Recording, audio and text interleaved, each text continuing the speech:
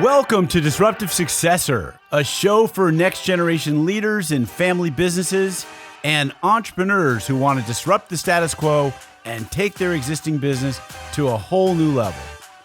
We all know that what got us here isn't going to get us there. This show will provide inspiration, advice, and resources to help you create massive impact. This podcast is sponsored by myself, Jonathan Goldhill, and my company, the Goldhill Group, where we provide coaching for growing companies. I'm Jonathan Goldhill, and my purpose is simple: to guide entrepreneurial leaders in family businesses towards more freedom and fulfillment. I want entrepreneurs to get clarity around the changes that will make them and their businesses more successful so they can experience the same freedom I've enjoyed in my life. Our proven practices challenge business owners to think differently about their business and how they're running it, and quite literally become game changers in our clients' companies. Learn more at thegoldhillgroup.com website, where you can schedule your free strategy session.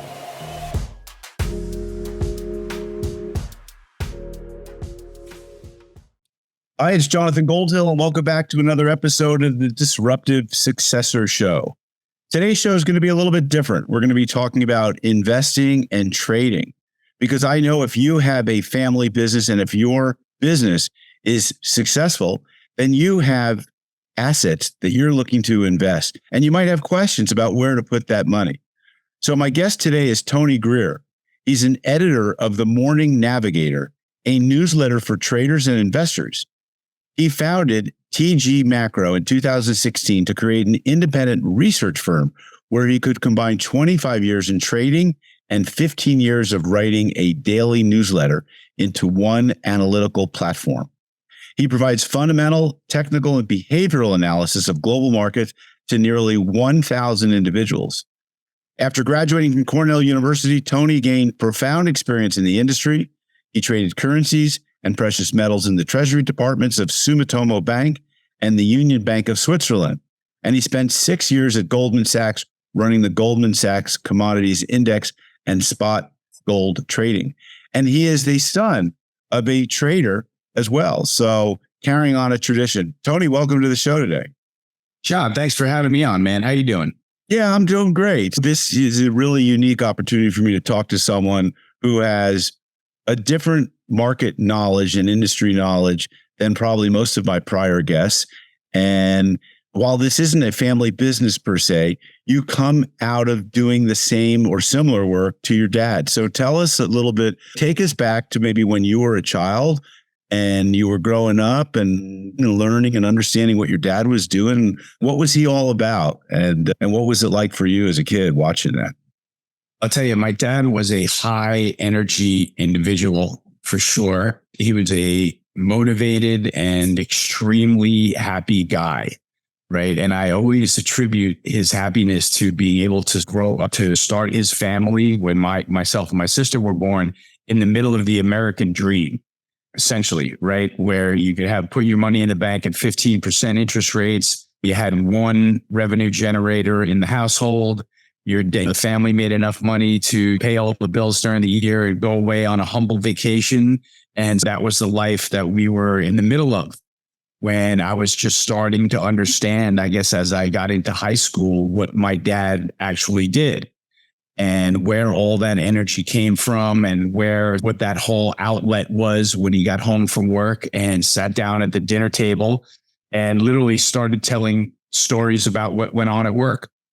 And I understood that a lot of what went on at work involved a lot of posturing yourself in the markets and changing positions around and buying and selling, and a lot of frenetic activity at pace that I could tell that at the time I was a high school and college lacrosse player. So I was learning that there was a competitive side to his work environment that was just like the competitive side of the athletic side of my student athlete life, that somehow after I got out of school, that there would be something competitive and really exciting for me to do, or at least a career for me to look into. I wanted to come home from work like my dad every day, totally energized by what had gone on and what he had just seen on the desk and what new company was just listed and what they did.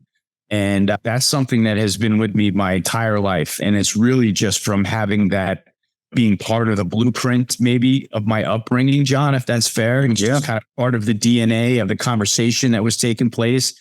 And then by the time I got out of school and was looking for a job, it was a time in 1990 when I graduated from Cornell. It was a time that everybody was trying to get this jobs in investment banking and in trading and these formal programs with the big investment banks like Merrill Lynch and Goldman Sachs and Lehman Brothers, et cetera, et cetera. And everybody that I went to told me that you were not going to get a job at one of those spots. It was just way too competitive. And you probably should start off in a back office. And my dad always had this sort of inside scoop where, you know, between either some of the people he knew or just from being hungry, he would get me a job on a trading desk at some point. And so finally, you know, that's what happened shortly after school when I started at Sumitomo Bank and got my first bit of education in trading foreign exchange. But it was really it really was all inspired by like that energy and that happiness that my dad had coming home every day. I bet that made your dad very proud. Is that right? Yeah, for sure. You know, he was when he was a young guy, he was very excited to have his son go up and meet other people in the business. And he would call ahead and say, my son's coming up. If you have any ideas, just talk to him. That'd be great. And it was a great reflection on him to the people that I was meeting too. And that was always really complete in that circle of my dad recommended me and I'd go meet this guy and he was happy to meet me and try to help me any way he could. And there really wasn't a lot of help available. There wasn't any help but being John Greer's son. And that was somebody that they should talk to.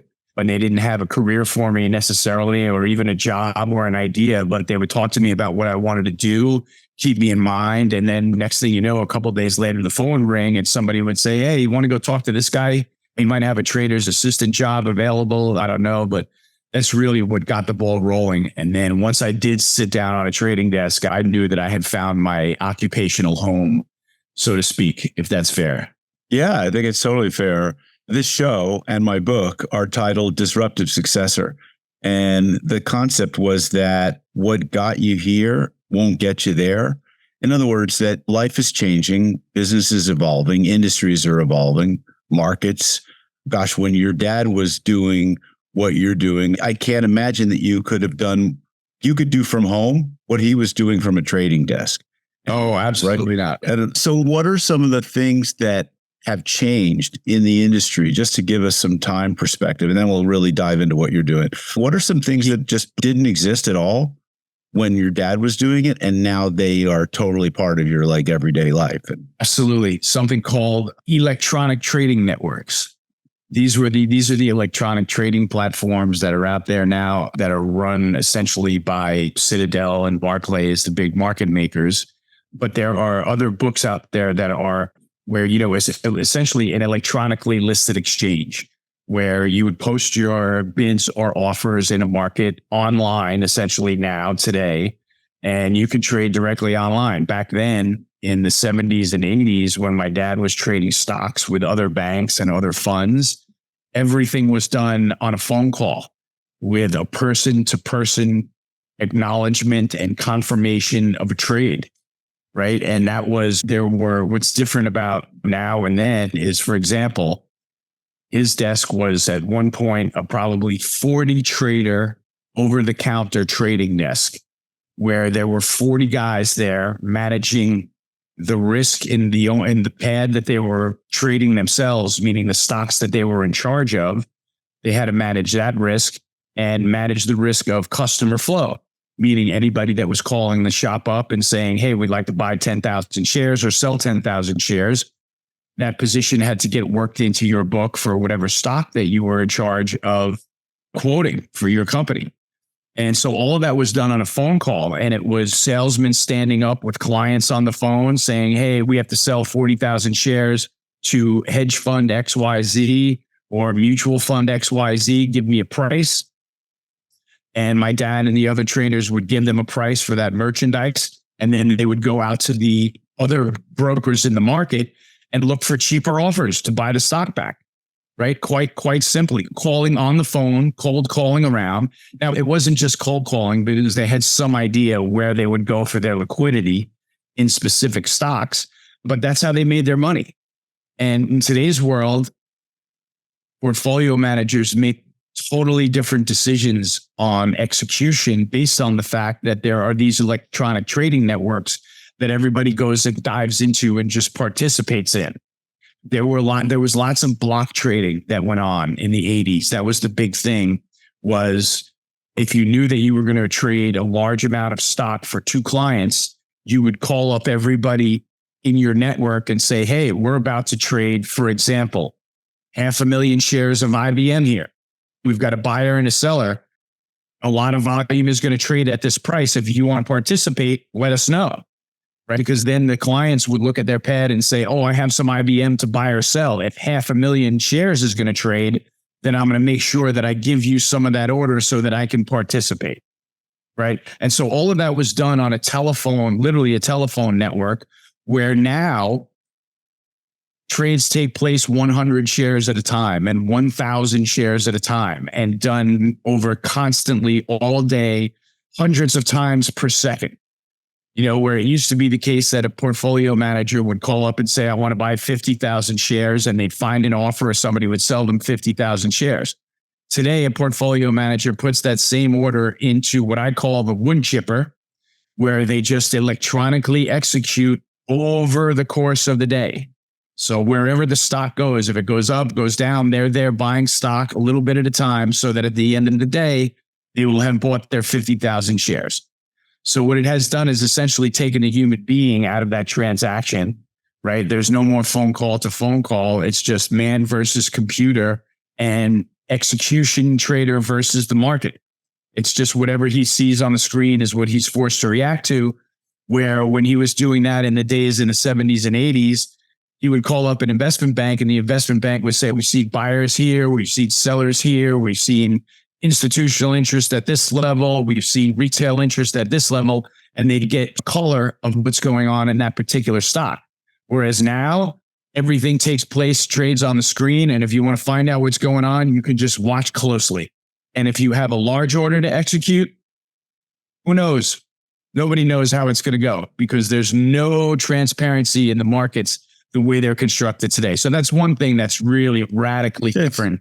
Yeah, so it's basically technology has democratized the whole trading industry and probably eliminated some of the positions that your dad and his buddies occupied. Well, what's also changed is your dad was in a business in a time where relationships seem to matter. And the relationships today either don't matter or they've changed. Like, you're what I would call an influencer.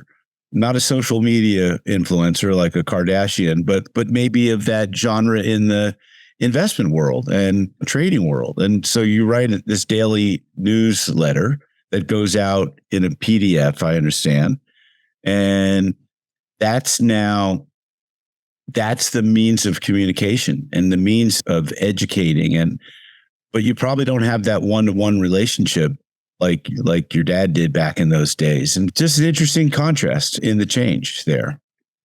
Yeah, it really is. The world has changed dramatically. And I'm now one iteration of my career beyond what my dad used to do. I spent the first 25 years of my career sitting down at a desk and managing flow in different types of assets. I've done it in equities. I've done it in commodities. I've done it in foreign exchange. And quite honestly, I've had to reinvent myself several times over the course of my 30-something year career now.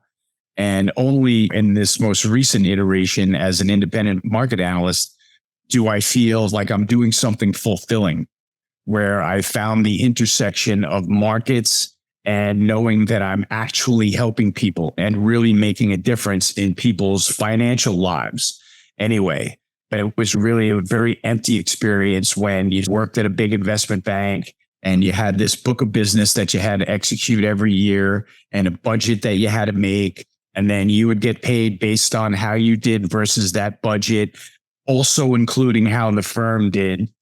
And now it's just an individual sort of sharing what I've learned over the last 30 years in one publication every day that sort of hopefully reflects that and has a little bit of the pulse of somebody that's made the mistakes and somebody that's had the pitfalls and is trying to guide the next generation into something better. Yeah, that's what I'm trying to spread right now as much as I can, John. All right. So I want to talk a little bit about what you talk about with your readers. I've been investing since my early 20s and in equities. And I think that probably most people are investing in the equities markets, and they're not focused on the areas that you really have developed an expertise, which is commodities.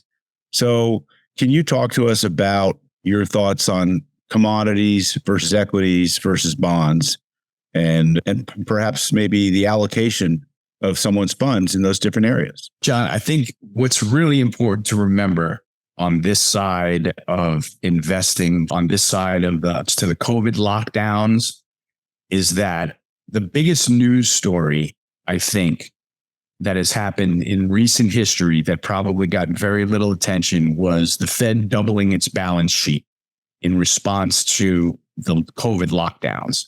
Now, that was their response to get markets back on their feet and provide some liquidity so that there wasn't basically a full-on credibility disaster in the stock market. So they doubled the Fed balance sheet from $4.5 trillion to essentially $9 trillion, all in one swoop, right? The same year, money supply expanded by 30%. These were the tools that they used to help the financial markets battle back against turning the economy off globally for a number of weeks, right? So that news story, like I said, one of the least covered headlines of all time, is what is causing the headline inflation that the Federal Reserve has been battling in recent past. I would say late last year, we saw headline CPI print above 8%, right? Exactly. So it's a little bit of a runaway inflation problem we had that was, number one, partially caused by all of that liquidity entering the system, right, to rescue financial markets from the post-lockdown breakdowns. And another part of it is being caused by commodity inflation. Now, a lot of the commodity inflation stems from inflation that had taken place in the energy markets when gasoline went to $5 per barrel, largely due to a lot of Biden's executive orders that he laid down when he took office. They canceled the pipeline growth. They wouldn't allow drillers drill on federal lands. They canceled federal leases, all kinds of things to do with lowering U.S. oil output and then therefore rising the price of oil and gasoline. So that became a problem for the Federal Reserve. That 8-point-something% headline inflation is never going to change when you have Fed funds at 2%. Okay, so the mechanism that we were just living through was the Fed trying to raise rates to slow down the inflation in the markets. It had the effect of being extremely bullish hard assets. And there was a period like last year, if you look at the performance of last year, while the Fed was raising rates, the best performing sectors of the market were natural resources sectors, right? The worst performing sectors of the market was the technology sector. So to explain that a little bit, what happens when technology companies are all growth companies, right? When you have 0% interest rates and free liquidity, you can borrow money for free to finance the growth of your growth company, right? Stocks get a favorable valuation when that's the case. When interest rates rise off of the zero boundary to 2%, 3%, 4% in the short term, you can't borrow money for free and finance your growth anymore, right? That takes the valuation away from that sector. So last year we saw a situation where some tech sectors were down 30, 40% on the year. And you had some energy sectors that were up 30 and 40% on the year. And that was the mechanism that I was out at the beginning of the year. And I'm on tape saying at the beginning of last year, you've got to get out of tech markets and you've got to be invested in natural resources. So what's gone on since then, John, is that we came to the end of that cycle. We came to the end of that cycle very much caused by the recent bank blowups that you've read about in the newspaper, right? Silicon Valley Bank into Credit Suisse, into tremors about Deutsche Bank being insolvent late as last week, right? And so now we've got some systemic risk on the banking sector, okay? So what does the Fed have to do to combat that systemic risk? We've got to lower interest rates and we've got to make easy money for the corporation, right? What's the corporation doing? Look over at Amazon, firing 10,000 people at a clip because they're expecting an economic slowdown, right? That has put a deflationary spin on commodities. And so, Tony, I want to talk to you a little bit about this volatility in the markets. I think it's pretty crazy making for a lot of people. And we'll get into the banking thing also, but it's been an incredible run on Bitcoin and the crypto stocks. Those two have gone like crazy, belly up, bankrupt, almost like the run on Silicon Valley Bank. And yet they're like some of the best performers year to date in 2023. So how do we deal with all this volatility in the marketplace if we're trying to run our businesses and we can't sit like you do looking at the trading desk, computers with monitors? I have some clients that do that, but it's incredibly distracting. I know we can probably read your newsletter and get help, but like we've got to run our businesses 98% of the time, and 2% of the time probably we're looking at how our investments are doing. What are your thoughts on this volatility in the marketplace? The volatility, I think, is going to continue, John, because what we've got is we've got a situation where the Fed's response to the COVID lockdown is what's causing a massive amount of inflation, right? We just went over that. They printed up a ton of money. They handed out money to small businesses. They expanded the balance sheet. All of that was extremely inflationary. So after having rates pinned at zero during the lockdown response, this inflationary situation continued until we saw CPI reach 8-point-something%. At that point, the Fed has to address that. So they went on a rate hiking cycle. We just came to the end of the rate hiking cycle at last week's FOMC meeting, when the Federal Reserve hiked this federal funds rate, 25 basis points, which was the ninth and final rate hike. And markets are projecting for the next move to be a rate cut. Now, the rate cut is going to be, now remember, the rate hike is ending that cycle where we were battling against the inflation beast, and we have now begun battling against the deflation, weaker economy beast, right? And that's what's happened, number one, partially due to the high inflation and the way companies have to deal with it, by some of them by shutting down. We saw a major chemical plant in Europe have to shut down because they couldn't deal with the cost of natural gas rising so fast. And then you've got trying to manage the business of managing interest rates as well. So now we have to know that interest rates are on a path lower. So I think it's important, if you're managing a business, John, to understand where we are in that cycle. Most importantly, that we've just come out of a hairpin turn in that cycle where we literally saw interest rates move in historic proportions. Whereas on a Wednesday, March 8th, the US 2-year note traded 5%. And then on Monday, March 13th, after the Silicon Valley Bank blow up, the US 2-year yield traded 4%. So that was a 100 basis point slide in 4 trading sessions. Absolutely unheard of. Yeah, it usually takes months for rates to move a full percent like that. And so that signaled that hiking cycle was very much over. We have gotten to the point where the Fed is going to now have to address the economic weakness and hope that headline inflation doesn't come creeping back into the picture and hurting them. So that is what people say when they say the Federal Reserve is in a bind right now, right? Got to lower rates to deal with the fallout from the bank blowups and keep liquidity in the system. And at the same time, they know that they had an inherent inflationary problem from all the money they printed in 2021 that they were just dealing with. That hasn't gone away. So now it's going to be a big game of the Fed managing expectations as best they can, both on the rate path and the types of risk that they're willing to accept in the markets. And I think what they've done is with this BTFP facility is that they've created essentially another TARP plan, which they used during the great financial crisis, which is there will be pools of liquidity ready whenever there is another bank blow up.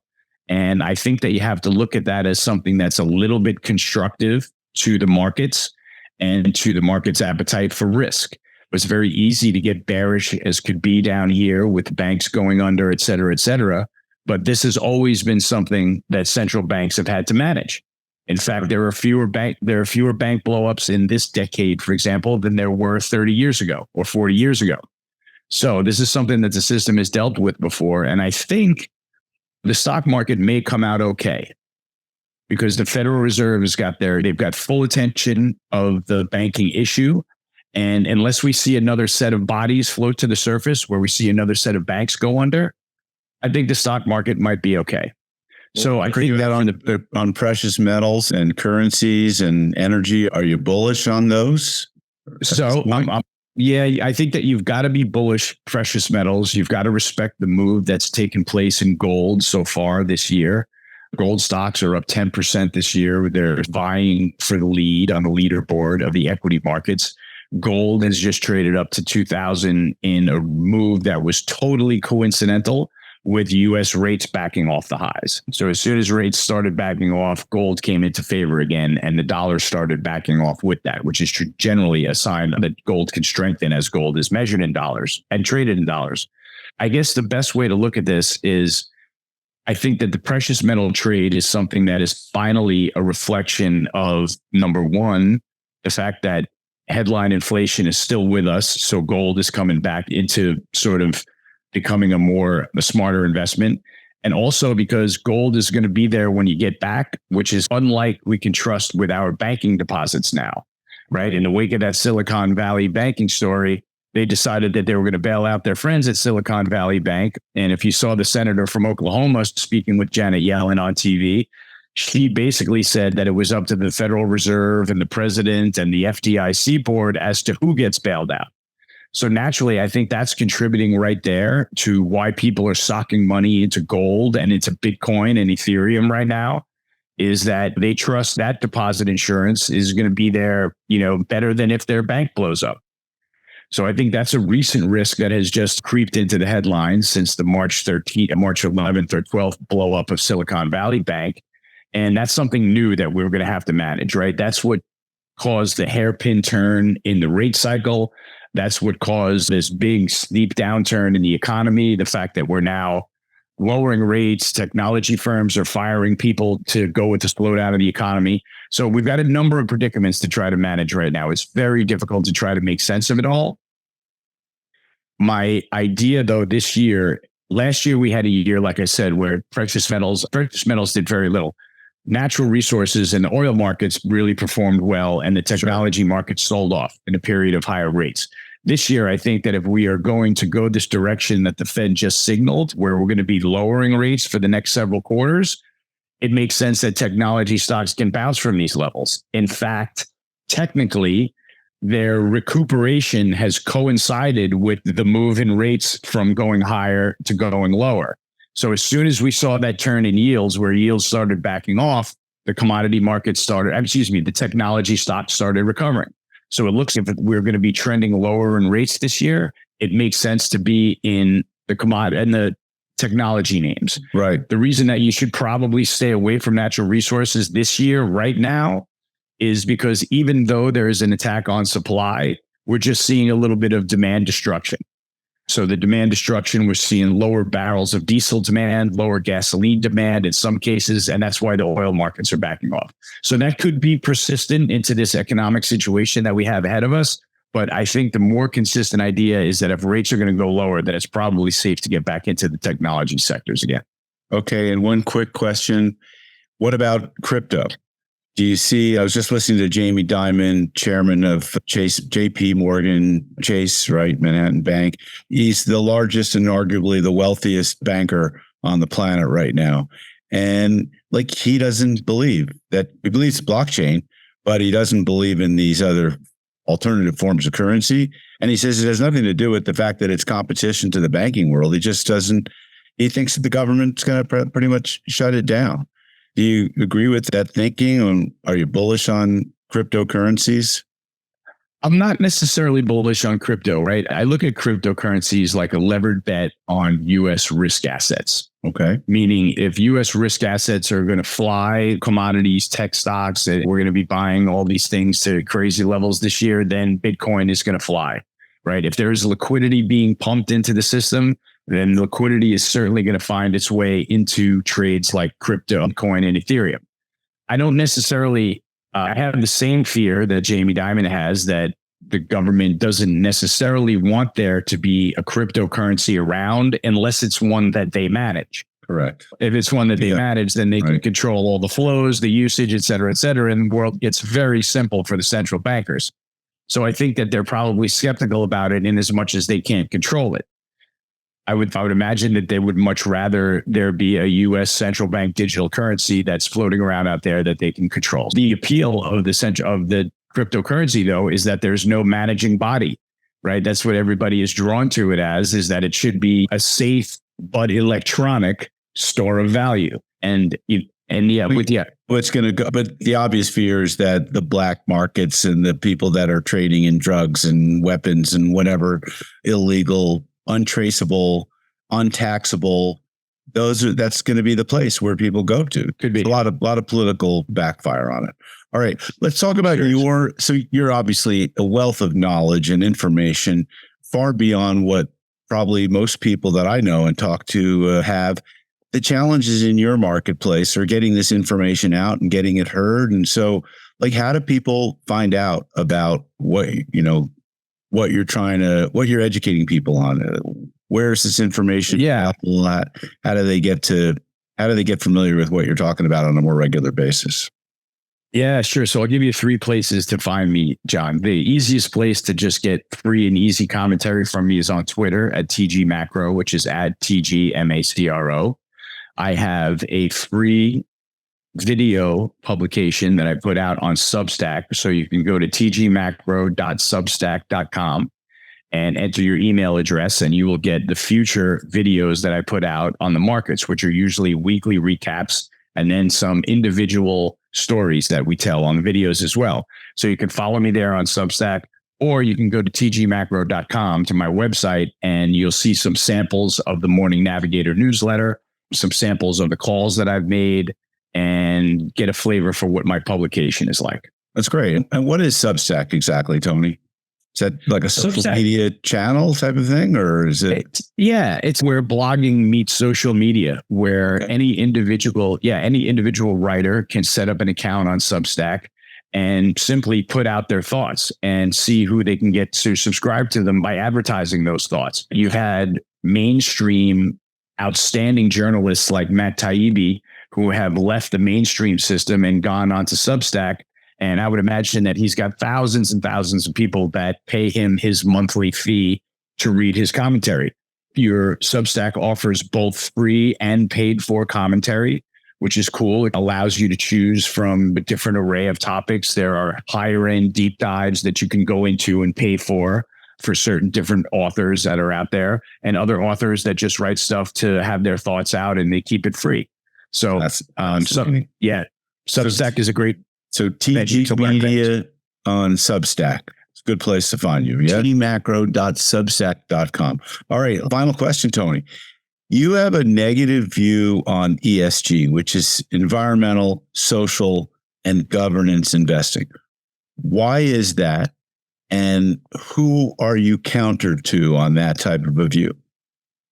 I'm against the ESG investing policies because they place value where natural markets otherwise would not. Markets traditionally have placed value in revenue generation and profitability, and they're deciding that, drawing a line, and they're saying that is not as important as these criteria as we're setting up. Would I believe that it is a way to just funnel more and more funds into the same groups of stocks on a large scale under the guise of being politically more correct? Quite honestly, I really do believe that it is funneling more fun. If you look into the top ESG stocks that are out there with the highest ratings, highest environmental, social, and governance ratings, they're companies like Apple, Yep. And they're big companies that make smartphones, and Right. they get high ranks on ESG. However, at the bottom of their lithium supply chain is a cobalt mine in the Congo, where there are absolutely not humanitarian conditions taking place that are pulling that lithium and cobalt out of the mines in the Congo that are going into your phone, into your smartphone. So that's a part of the story. I think it's kind of a political, basically like whitewashing or greenwashing or whatever you call it. So you basically think that the ESG is controlled by companies who can control the narrative more.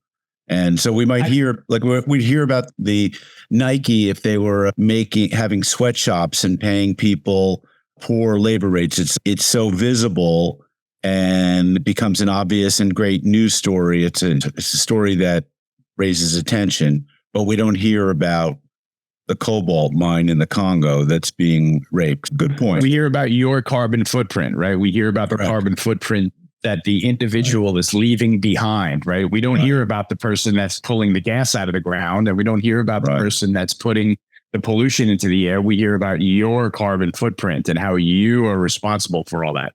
It's really just a play on, who's responsible for the good parts and who's responsible for the bad parts of capitalism. Fairly stated and duly noted.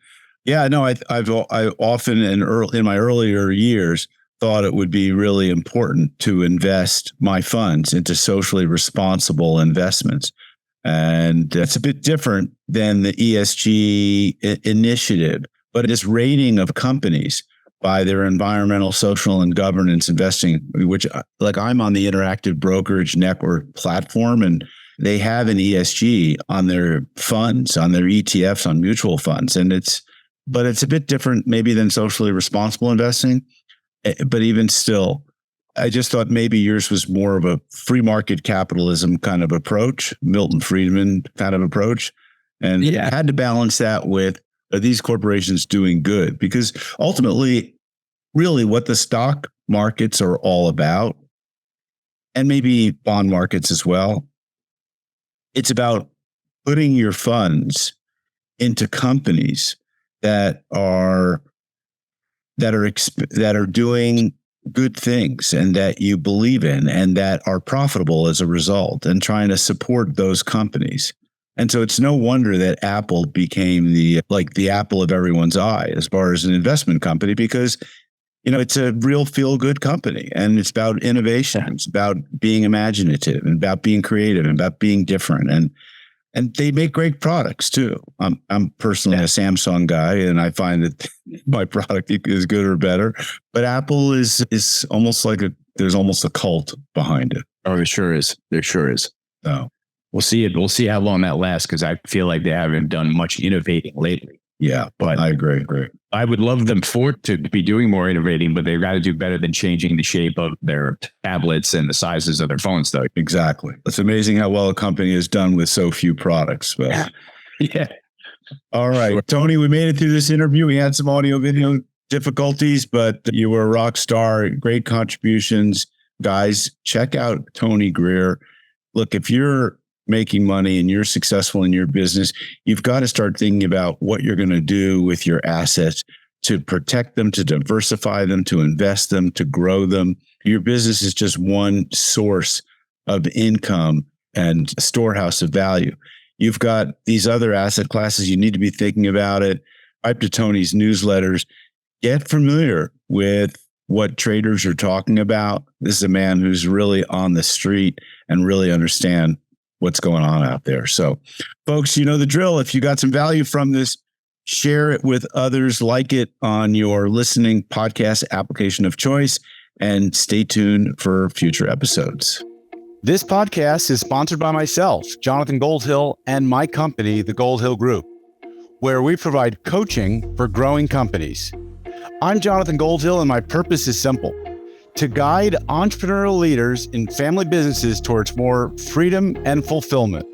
I want entrepreneurs to get clarity around the changes that will make them and their businesses more successful, so they can experience the same freedom I've enjoyed in my life.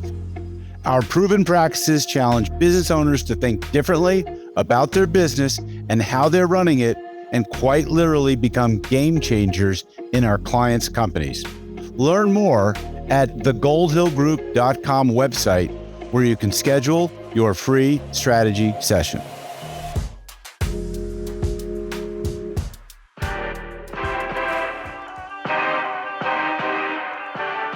Thank you for joining us on the Disruptive Successor Podcast.